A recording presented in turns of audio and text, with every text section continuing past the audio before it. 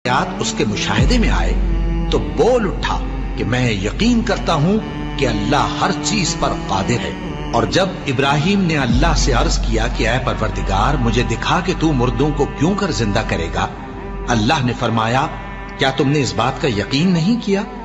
उन्होंने कहा क्यों नहीं, लेकिन मैं देखना इसलिए चाहता हूं कि मेरा दिल इत्मीनान कामिल हासिल कर ले। फरमाया कि 4 परिंदे ले लो, फिर उनको अपने से हिला लो और उनके टुकड़े टुकड़े कर दो, फिर उनका एक एक टुकड़ा हर एक पहाड़ पर रख दो, फिर उनको बुलाओ तो वो तुम्हारे पास दौड़ते चले आएंगे। और जान रखो कि अल्लाह गालिब है, साहिब हिकमत है। तो हजरत उज़ैर भी अल्लाह के नबी थे। मालूम ऐसा होता है कि जब ये बैतुल मक़दिस मिस्मार किया गया है और हैकल सुलेमानी मिस्मार किया, ये कहीं बाहर थे, चुनाचे उस तबाही से ये खुद तो बच गए, लेकिन जब वापस आए तो जो मंजर उन्होंने देखा